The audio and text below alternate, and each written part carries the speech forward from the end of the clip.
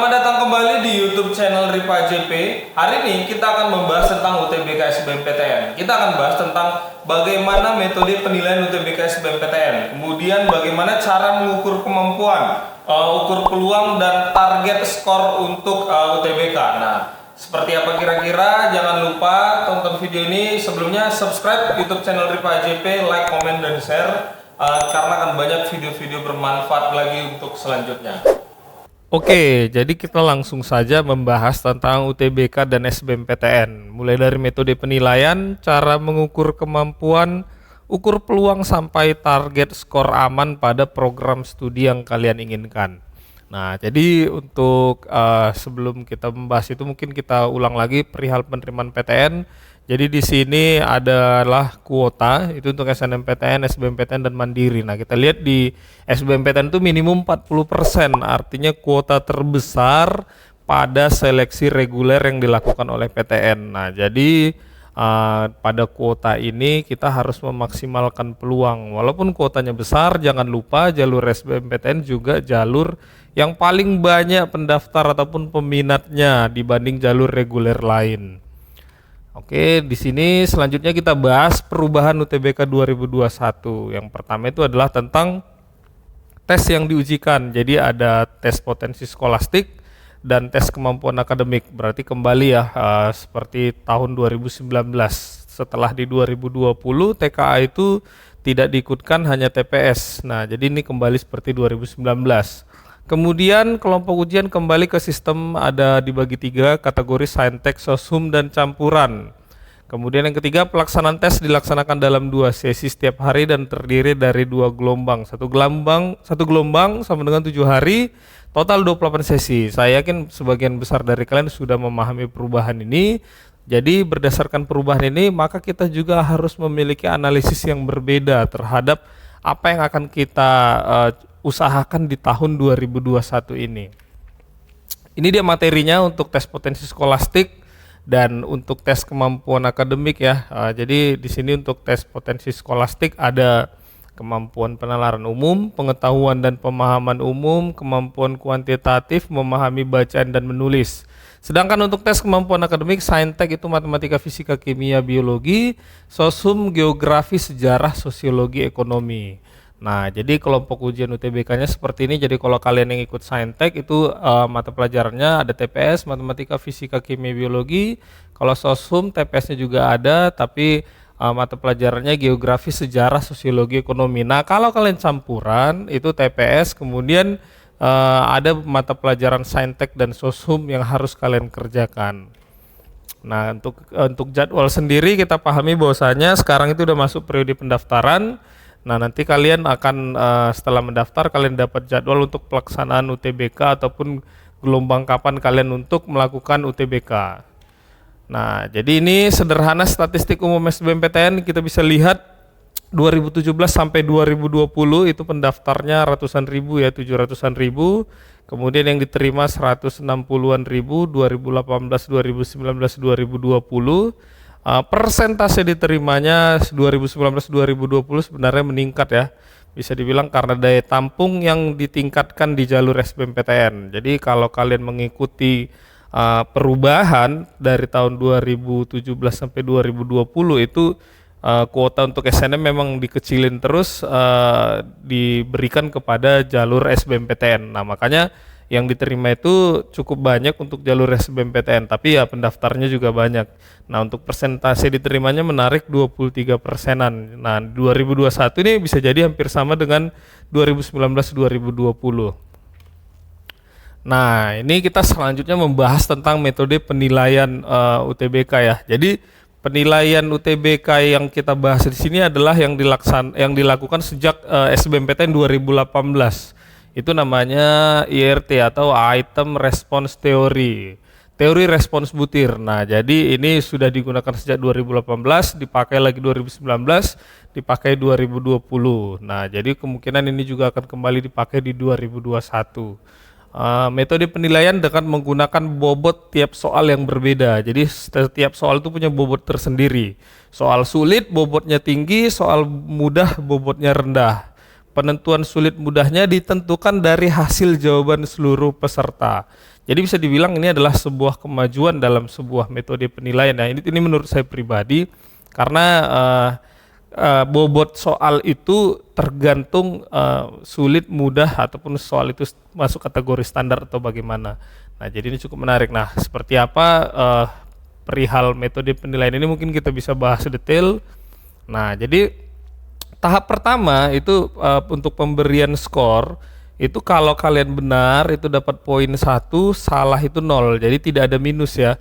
Jadi kalau kalian salah itu tidak ada minus, tapi kalau kalian benar itu dapat poin 1. Tapi ini masih tahap pertama.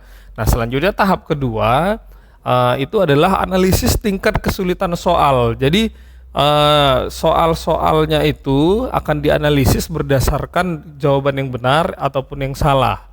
Nah, jadi menggunakan teori respons butir, soal mudah, soal sedang, soal sulit. Nah, kalau banyak jawaban yang benar di soal tersebut, maka di kategori soal mudah. Misalnya nomor 1 misalnya, soal nomor 1 ternyata dijawab benar oleh banyak peserta, maka masuk kategori soal mudah. Kalau dijawab hampir sama, bisa jadi masuk ke kategori soal sedang. Kalau soal nomor 1 banyak jawab yang salah, maka soal nomor 1 masuk ke kategori soal sulit. Nah, jadi tahap 2 ini adalah memberikan kategori pada soal-soal itu, apakah dia masuk kategori soal mudah, sedang, sulit. Nah, kategori ini bukan dari materinya apa, tapi berdasarkan seberapa orang yang mampu menjawab soal tersebut ya. Tahap 3, pembobotan nilai. Nah, jadi ini adalah contoh pembobotan ya. Jadi ini bukan bobot resmi, karena bobot resmi tidak pernah dirilis, dan bobotnya itu pastinya berdasarkan sistem ataupun komputerisasi yang digunakan, berdasarkan jumlah peserta, berdasarkan bagaimana kategori soal tersebut, seberapa banyak yang menjawab benar, seberapa banyak yang menjawab salah. Jadi bobot itu kembali kepada struktur ataupun sistem seperti itu. Nah, jadi di sini adalah contoh. Jadi misalnya soal mudah bisa jadi dikali 3, dikali 4 atau dikali 5, sedangkan sedang bisa dikali 6, dikali 7, dikali 8. Nah, soal sulit bisa jadi dikali lebih tinggi, dikali 10, 11, 12. Nah, ini jadilah contoh. Jadi kita simulasikan supaya kita lebih mudah memahaminya. Jadi semakin soal itu semakin sedikit yang menjawab benar, itu soal sulit dan bobotnya akan lebih tinggi. Nah, ini contohnya, misalnya simulasi penilaian berdasarkan item respons teori. Nah, jadi misalnya siswa A itu menjawab benar 5 soal, siswa B menjawab benar 5 soal. Tetapi siswa A ini menjawab nomor 1, 5, 8, 7, 9. Nah, sedangkan siswa B menjawab soal nomor 1, nomor 5, 10, 11, 12. Jadi kedua siswa ini menjawab 5 soal benar tetapi di nomor yang berbeda. Nah, ini berarti pada kasus seperti ini kita akan lihat bagaimana setelah menggunakan teori respons butir. Kalau nggak pakai teori respons butir, pasti nih ya sama-sama benar 5, skornya sama. Tetapi kalau dia memakai teori respons butir, dia akan berubah menjadi seperti ini. Nah, ketika siswa A dia menjawab benar, ternyata nomor 1, nomor 5 itu soal mudah, nomor 8, 7, 9 itu soal sulit. Sedangkan siswa B sama nomor 1, nomor 5 dia jawab dan itu kategori soal mudah. Nomor 10, 11 sedang, nomor 12 yang sulit. Artinya siswa B hanya menjawab 1 soal sulit, 2 sedang, 2 mudah. Sedangkan siswa A menjawab 2 soal mudah dan 3 soal sulit. Maka setiap jawaban kalau kita kalikan dengan bobot yang kita simulasikan tadi, maka hasilnya akan seperti ini. Nah, artinya meskipun jumlah jawaban benarnya sama, hasil bisa saja berbeda tergantung tingkat kesulitan soal. Nah, jadi kurang lebih seperti itulah untuk metode penilaian yang digunakan untuk UTBK SBMPTN. Jadi kalian harus benar-benar memahaminya supaya nanti kalian bisa punya strategi ataupun mulai dari sekarang belajar kira-kira bagaimana menemukan kategori ataupun jenis-jenis soal yang nantinya masuk ke kategori soal yang sulit. Artinya soal-soal yang sulit untuk dijawab oleh para peserta. Nah, mungkin tipsnya kalian bisa mempersiapkan itu dari sekarang. Nah, jadi mulai dari sekarang juga kalian bisa mengukur kemampuan ya.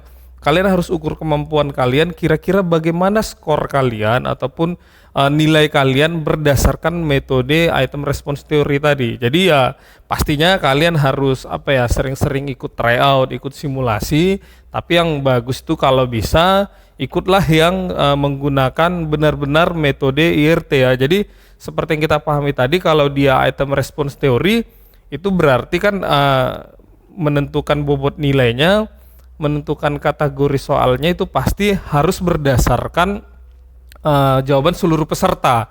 Nah, jadi salah satu indikasi bahwasannya itu menggunakan metode IRT ya pastinya setelah selesai dulu semua melaksanakan tryout atau simulasi, skornya baru keluar gitu. Jadi dia baru mengukur berdasarkan jawaban peserta lain. Nah, seperti itu yang sudah kita lakukan di program ukur kemampuan di Instagram saya. Jadi sudah ada program ukur kemampuan.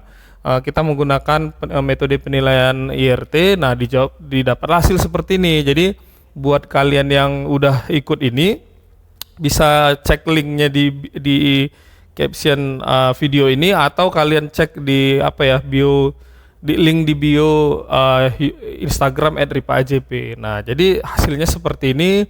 Ada jumlah soal yang benar, jumlah soal yang salah, pilihan ujian, dan di situ ada dibuat rata-rata skor ukur kemampuan. Nah, ini jadi skor UTBK-nya. Kemudian kita kasih indikasi subtes tertinggi supaya kamu tahu kemampuan kamu di mana yang paling dominan. Kemudian kita kasih range possibility score. Nah, untuk yang possibility score ini adalah skor kemungkinan yang bisa kamu dapat, dalam artian kamu bisa menggapainya ini bisa jadi lebih rendah, bisa jadi lebih tinggi pada pada UTBK sebenarnya nanti. Nah, biasanya pergerakan ini kami dapati dari tren yang ada di tahun 2020-2019. Nah, jadi seperti apa biasanya tren kemampuan orang meningkat atau menurun. Nah, jadi itu kembali pada tergantung kembali kepada persiapan kalian menuju UTBK nanti. Jadi contohnya misalnya rata-rata skor kemampuan dia 348. Nah, possibility score dia bisa jadi lebih rendah 318 dan bisa jadi lebih tinggi lagi kalau dia meningkatkannya bisa ke angka 498. Nah, jadi ini adalah bisa dibilang prediksi kemampuan dia kalau dia bisa memaksimalkan kemampuannya. Jadi mungkin bisa mencapai angka 498. Bisa jadi lebih, tetapi ya kembali kepada persiapan kalian. Tapi biasanya kalau mengikuti trennya, biasanya seperti ini scoring maksimal yang dia dapatkan kalau dia menghadapi UTBK SBMPTN yang sebenarnya. Nah, jadi kalian bisa lihat sendiri hasilnya buat yang sudah ikut. Nah, ini dia tadi keterangannya ya. Possibility score adalah skor yang masih memungkinkan didapat dengan meningkatkan kemampuan menuju jadwal ujian. Range angkanya itu didapat dari pergerakan angka yang ditinjau dari pengalaman tahun sebelumnya. Nah, setelah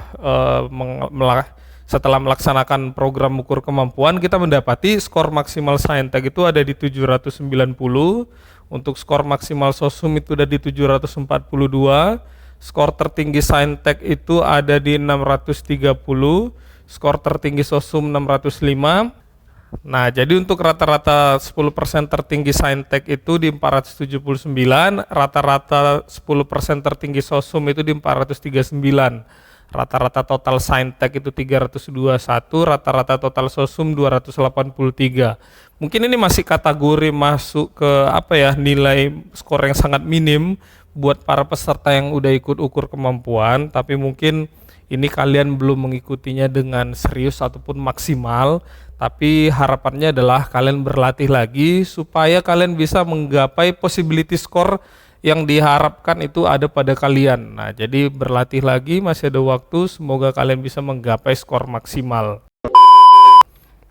Nah, selanjutnya ini adalah poin penting. Jadi ada perbedaan nilai UTBK 2019 dan 2020.